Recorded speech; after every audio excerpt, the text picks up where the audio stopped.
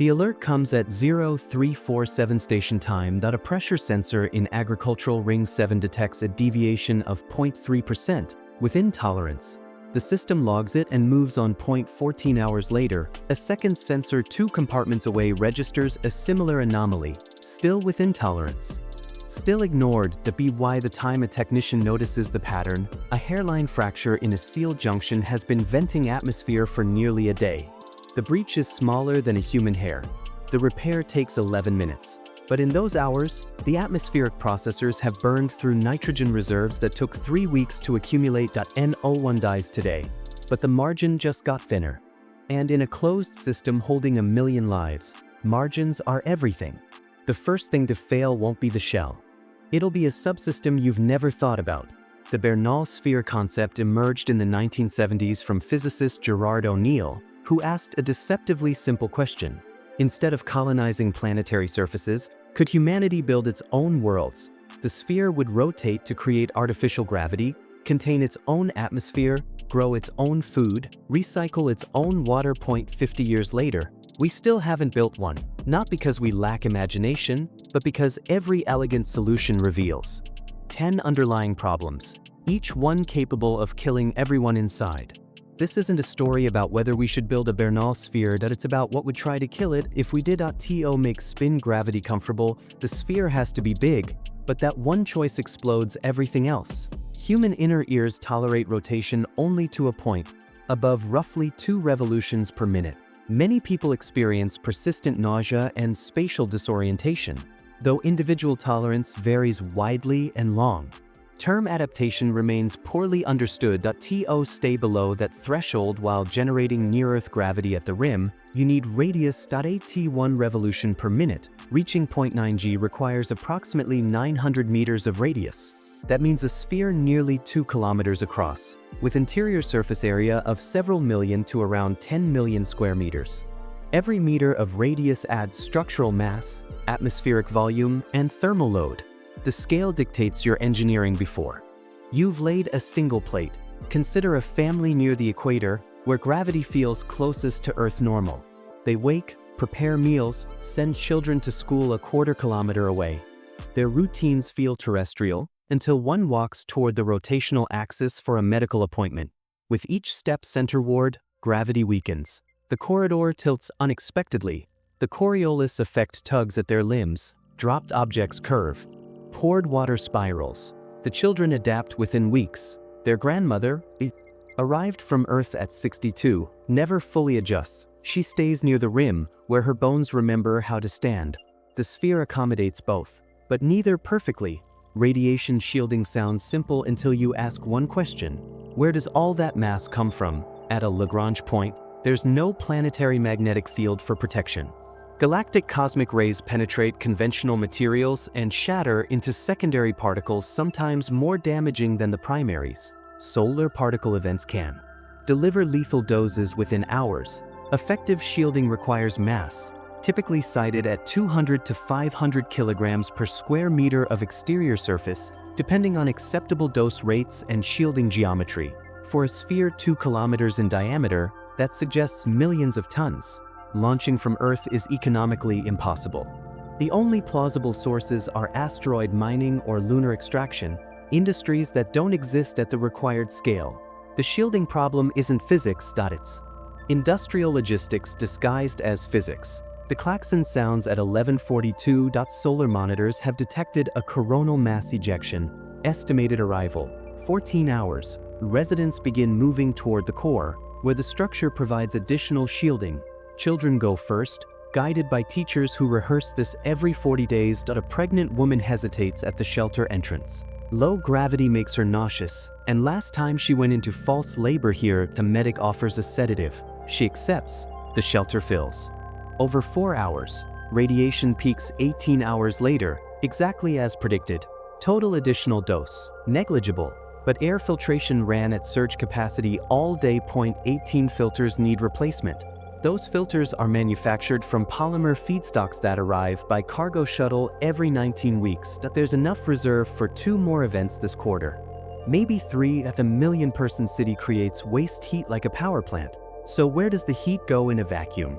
every watt used inside eventually becomes heat that must be radiated into space. To reject the thermal load of a functioning city, a Bernal sphere needs radiator panels measured in square kilometers.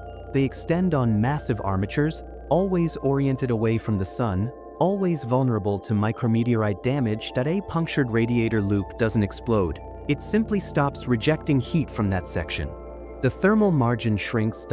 In a closed system, every margin lost is one you might need later. The most overlooked logistics category isn't food or fuel, it's the small components that become choke points when they fail. 8 items form the critical backbone: seals, valves, filters, CO2 scrubbers, sensors, pumps, rad-hard electronics, and thermal interface materials. A Bernal sphere contains tens of thousands of pressure compartments, each separated by hatches with polymer seals designed to stay flexible.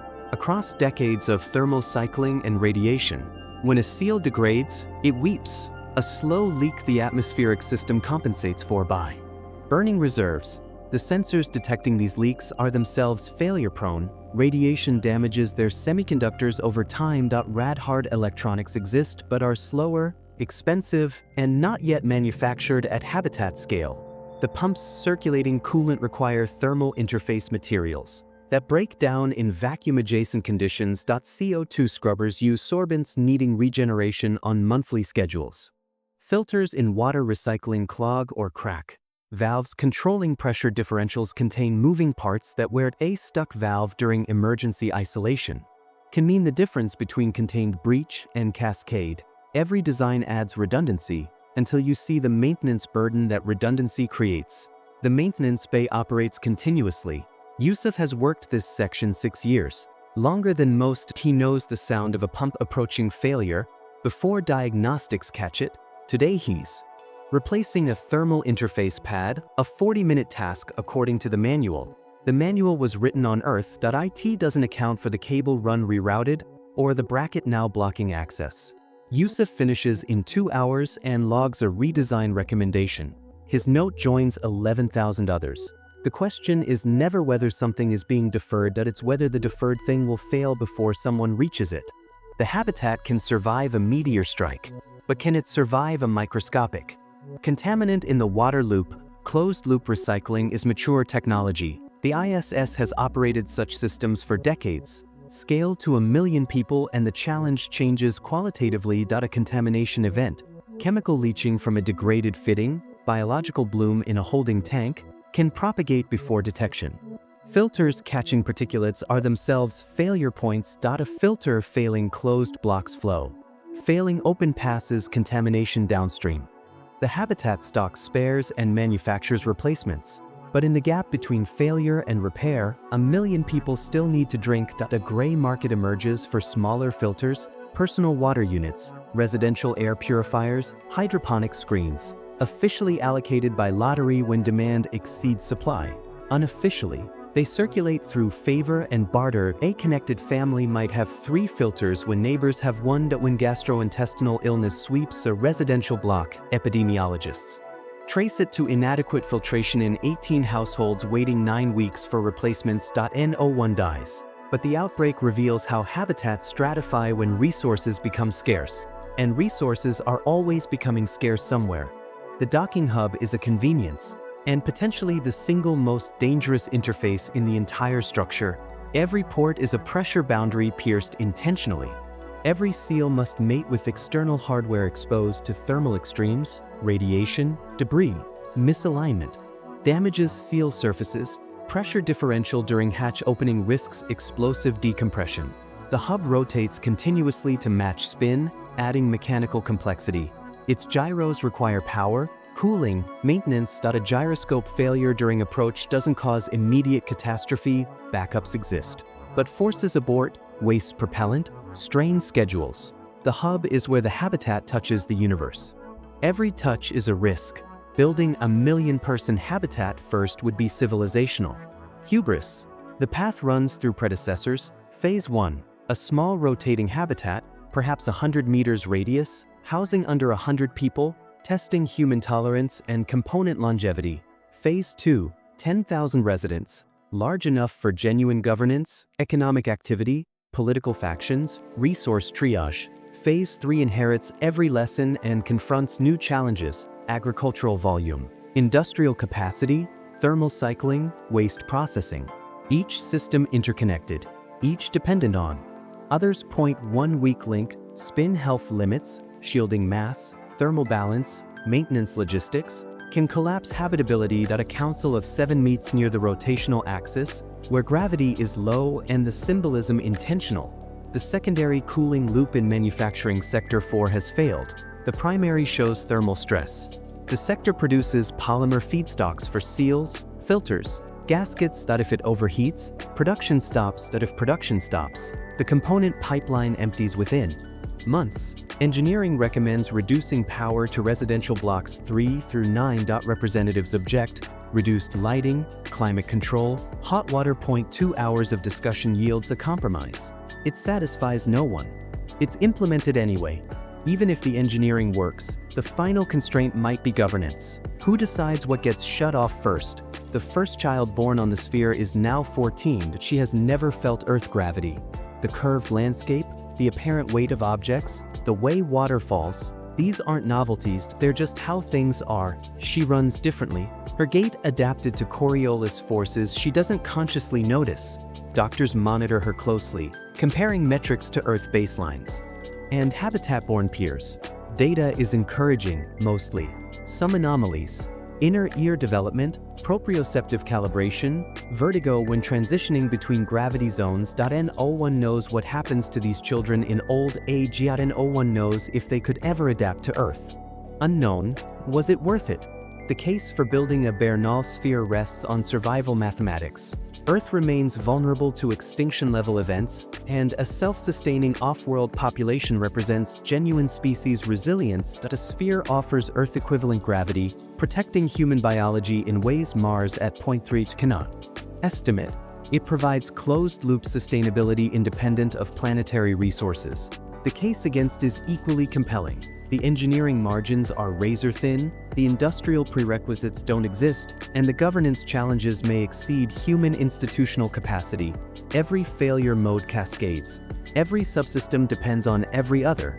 Mars, for all its limitations, offers a planet-sized buffer against small mistakes, some protection against micrometeoroids, geology to mine, gravity that requires no machinery to maintain. Smaller habitats reduce risk through redundancy across multiple stations rather than concentration in one. That the middle path suggests Bernal spheres aren't competitors to Mars colonies but complements. Different tools for different survival strategies, neither sufficient alone.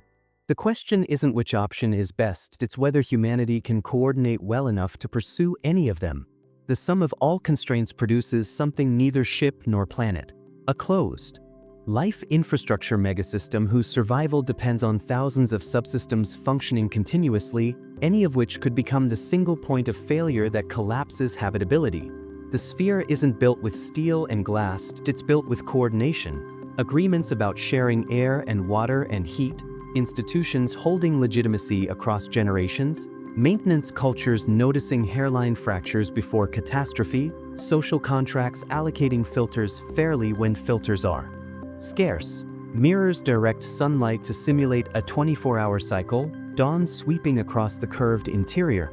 Tens to hundreds of square kilometers of agricultural land feed 1 million people, depending on diet and yields. Estimate: assumption, 14 water facilities cycle 60 million liters daily. Estimate: 600 maintenance teams perform 11,000 tasks weekly. The numbers are staggering and ordinary. The complexity of a city sustained not by planet but by intention. The shell holds air manufactured from asteroid ice. Radiators extend like dark wings, shedding heat into void. The docking hub welcomes cargo carrying rare earths that become electronics, that become sensors monitoring the seals, keeping air inside. That IT all fits together. IT must fit together. There is no backup, no retreat, no calling for supplies from over the horizon. The habitat is the horizon. Humanity has built cathedrals spanning generations, irrigation systems transforming deserts, institutions surviving centuries of war and plague. Whether we can extend that coordination into vacuum, across timescales and distances space demands, isn't a question engineering answers. Engineering reveals only the shape of the challenge. The sphere endures not because it survives failure, but because it's repaired by people who notice failures, institutions that respond, cultures that learn that IT reflects what we can coordinate and exposes what we cannot. IT holds the most ambitious possibility, humanity outliving its homeworld, and the most humbling constraint, that such a future depends not on better machines but on better versions of ourselves. The sphere rotates, the pressure holds, the seals remain intact. Somewhere in Ring 7, a technician files a report about a sensor anomaly, almost certainly nothing. Almost certainly within tolerance that he files it anyway.